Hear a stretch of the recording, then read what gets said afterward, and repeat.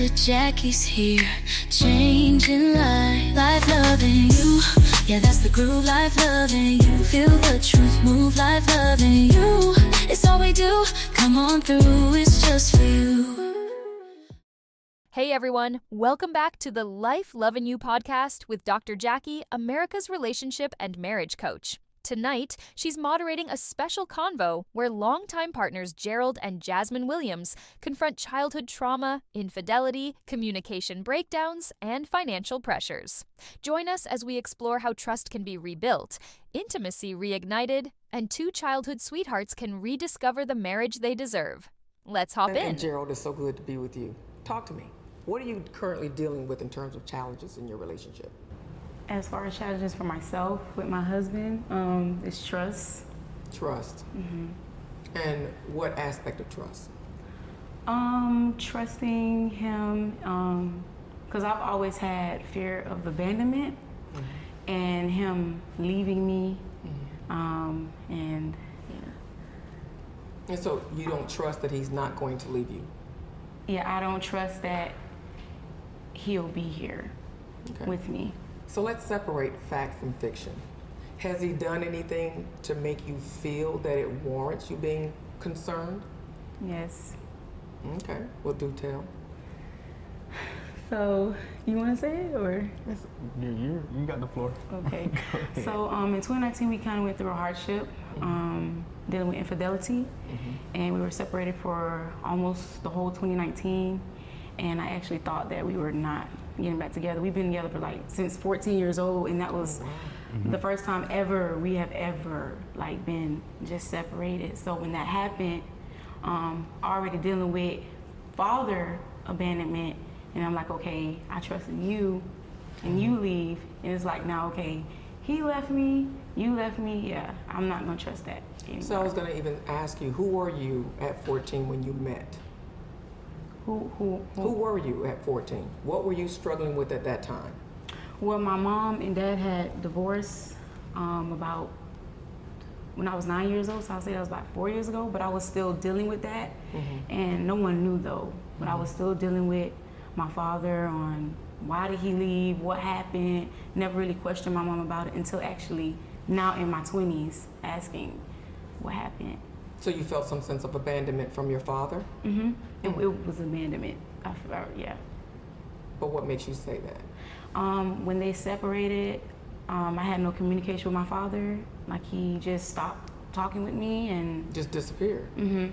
Okay, so you did have abandonment issues. Mm-hmm. So now we're gonna fast forward. So now you're with Gerald. Mm-hmm. And then you've been together since the age of 14. Mm-hmm. And then recently there was some infidelity. So was it you that stepped out in the relationship, or was it Gerald? It was myself. So it was you? It was me. Okay, so tell me what happened. During that time, honestly, I can't even give a reason for it. I made a mistake, of course. Mm-hmm. I was out of line. I was out of character. I felt in my relationship wasn't working at that time. I felt like we were going through a lot of things, communication, sexual desires.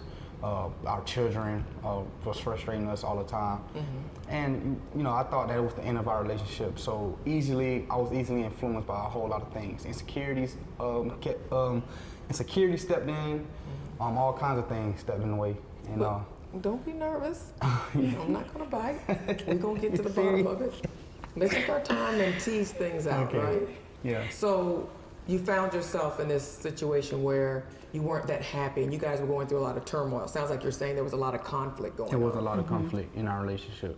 Mm-hmm. And it was easy for not anyone, but it was easy for someone to show me something new. I guess that's what you want to call it. Mm-hmm. Of course, when you look back at it now, it's just like that was so irrelevant. That was something I never supposed to do ever, because it didn't even amount to anything that my wife could ever do. So let's go back. So you've been together since you were 14? Mm-hmm. Yes. So you've just been faithful to one another all of that time? Yes. Mm-hmm. So would it be fair to say that you were probably first loves? Yes. Okay. So 14 and you're now in your 20s. Mm-hmm. So you said that this person was able to show you something. What are we talking about? It was just something new, I guess. New face, new everything. something that I was vulnerable with doing. I didn't care at the time. I let my emotions get the best of me. I really didn't care. It wasn't against my wife. It wasn't something that I tried to show her, show her that I'll do to her. But it was just something that really just overcame me, that came over my body and just. So just you're made saying that it was mistake. something that happened in that instant, or was it? So this is just something you met someone and you became aroused, and that's what happened. Or Well, was I met someone, we became friends, of course, and then one thing led to another, based off just new information, just a new person overall, and that's what happened. But what do you think made you vulnerable to that happening, besides the fact that you guys had been going through a tumultuous time? I understand that you had issues with the children, you guys were maybe arguing a lot more. What was it besides that? Was it anything in particular that made you vulnerable to falling prey to this other relationship? I would say it was hard for me to communicate with my wife about her. So, To tell her about her. to tell her about her, that's like, I can't, Ooh, I there's no love way. it. Yeah, So- that could be a hard conversation. Absolutely. Depending on how you address it, right? Exactly. So was this other woman easier to talk to? I guess you can say that. Because what did you get from that? What were you looking to get from this other relationship that you weren't getting from your wife? I didn't get anything, to be honest. But what were you looking to get? That's a I difference. guess, okay, I guess you can say that, just understanding, without responding, not listening to respond, but listen to understand, and just kind of give me a breakdown on how I can be better in certain situations or certain areas in my life, versus just pushing off to the side or using their experience to cover what I'm going through at that moment. Were you each other's first sexual encounter? Okay, so you're first. Okay. So was it ever that there was an issue of you wanting to see what else existed beyond? Since this is all you've ever known. Right. Could that have played a factor in you? Not necessarily. It was all about the communication. I can receive that. So let's go back and let's talk about the things that you wanted to tell her about her. Let's go over some of those things. Okay, well, there's some things that... Boy, she's gripping your leg like for dear life. She has like a kung fu grip Just on your comforting leg. him. Yeah, see me? yeah. Don't feel threatened. I'm not. I'm okay. You can call me for backup later. Please. But I just want my wife to understand that I've been through a lot since a child. I have childhood trauma. I've been through a lot of things growing up as a teenager. I've seen a lot of things, and my life doesn't compare to her. No one else's life compared to another person's life. But there's some things that I just wish that my wife can understand, and why I go through things and why I react to certain things in a certain way. So give me a specific example. Childhood trauma, like my mom and dad, I've been poor my whole entire life. And that's what drives me to take care of my family, to break those generational curses. And I receive a lot of pressure on the back end, and she doesn't understand the weight that I have to carry when I leave the house, and the weight that I have to drop before I come inside the house and try to maintain myself mentally, physically, and spiritually. So, it takes a toll on my body. It takes a toll on my mind. It takes a toll on my relationship. It takes a toll on how I speak to my wife. So what I'm hearing you say is that you experienced a lot of trauma. And so that's making you work really hard to make sure that you don't make the same mistakes Right. that were made in your childhood with your own family. Is that right? Yes. But then I'm hearing you say also something different, that I want my wife to understand. So understand what? The way that I present myself when I come home, if I'm taxed, if I speak to her in a harsh manner. Is that what we're talking Yeah, about? I'm pretty Boy, strict. you made that sound really good. I'm pretty strict. You should become a stylist. You are good at dressing things up. I mean, so that's what we're really saying. I want her to understand when I come home and I'm short and I don't give her the due respect or I speak to her in a harsh way. Is that what we're saying? Exactly. You want her to give you a pass. A little bit. Okay, well, good luck with that now, Gerald. Just a tad. Now, I'm Dr. Jacquie, all right, but I don't know if I can help you that much with that. Absolutely. I understand, though. So what I hear you saying is, I'm having problems coping with these pressures, and I don't know how to handle them in an appropriate way. So I might blow up, I might act out, but I want you to understand. Is that right? So I want to ask you another question. Can we look at this differently? Yes, we can. So instead of asking her to accept what is wrong, right? Because that's a difficult thing to ask anyone to accept. Can we ask her, can we work together on finding a way to cope with this pressure, these demands, and this frustration and fear that you seem to have? Would that be better? That would be better. Much better. Okay. So now we have someone that is driven because he's been through a lot. Do you understand that? I do understand it. Okay, so what do you want him to know about how you want to validate him and what he's been through and who he's trying to become in this moment? I want you to understand that I'm here for you, and I try to literally remind you all the time that I'm here, and to just let me help you. You're not here by yourself. You're literally not here by yourself. Like, I know growing up, you may felt like you was alone or you had to grow up fast, but God gave you a partner early because he knew that you was gonna need it.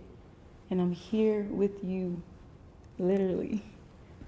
Are you receiving what she's saying? I am. So tell me what it looks like. Walk me through the process of what it feels like and what's going through your mind when you come home and you're driven, you're frustrated, you're afraid, whatever those feelings are that are somehow not always handled in the appropriate way. Walk me through the process of what's going through your mind.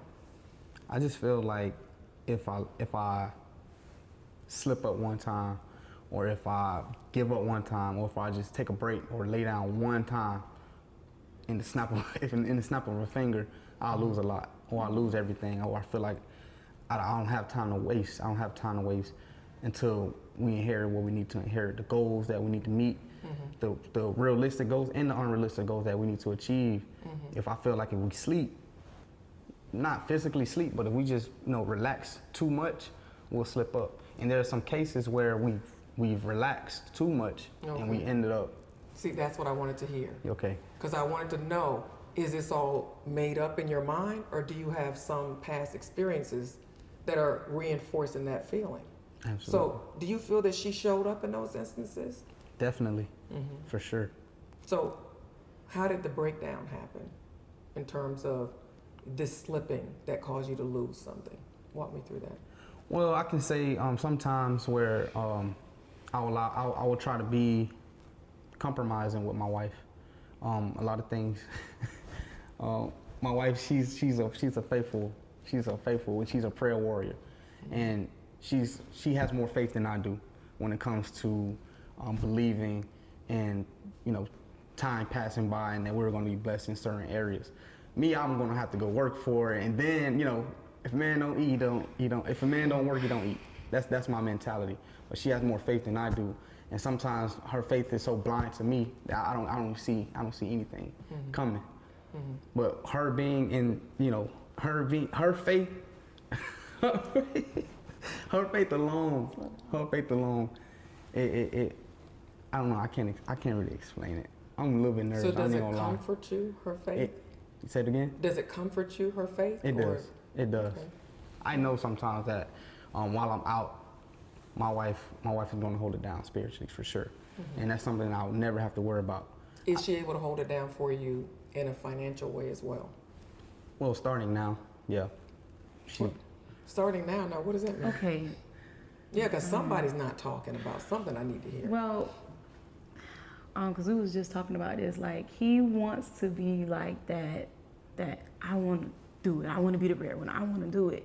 And it's like, okay, you have two people that are very talented, that both have visions, that both trying to get somewhere. And it's like, okay, I feel like if we compromise, we'll get there. What is a compromise? Compromising as in like, okay, we have our babies. If I have an opportunity, you sit tight and I go do that. If he has an opportunity, I sit tight and he go do that. You know, I don't believe in, one partner should just go and then the other one just sit on it. God gave you that vision. He gave you that knowledge. Why not go and use that and compromise? It will work out in the end. Literally, it will work out in the end. But so Gerald doesn't believe that? He's more so like, I don't know if he deals with trusting that it can happen. Like I can make it happen as well. I'm not sure. You can correct me if I'm wrong. And me allowing me, I'm like, you just have to allow it first. Like, I'm not going to go out tomorrow and then I'll bring all the money home. It's like, can you just allow me just to take that chance? Like, I see the vision. I know you may not understand it, but I know where God is taking us. Just allow me. But he's more so, no, I know I can do it. Let me go. Let me go and do it. And it's like. But he says that there's been some failures in the past where things didn't go as planned. Well, that's because we had to find childcare. You know, we moved here to Georgia. We didn't have family to watch our baby. So he was left on his own to go and try to be the breadwinner. And I had to be home to take care of everything. But now God has opened doors where the kids are taken care of. We both can go out doing what we need to do and come back at the end of the day at the end of the day together. So are you working now? I am. So is that okay with you, Gerald? It is. Okay. There was times where, as a man, I've never wanted my wife to lift a finger. I always wanted to be the one to make sure that my family was okay. She can get all of her rest, and she'll be okay at the end of the day. But I realized that does not work in my relationship. I can't take on all that pressure. Yeah. I can't take all the work by myself. But that's what she's been telling me. Yeah, right. And I also don't want to sit home either and watch life pass me by. And then I could have did this, I could have did that, I could have helped you with this. Yeah. When she turned to you and said to you, I'm here and I have you, I saw you smile and acknowledge what she was saying, but it didn't really seem as if you took it completely to heart. I did. I really did. There's some changes that recently happened. Are you concerned that maybe she would become independent? No, she's already independent, and those are financially. If you're taking care of all of the bills and you're the breadwinner, she's not financially independent. Right now, no, that she's not. She won't be. So I'm asking, is that a concern for you? No, it's not.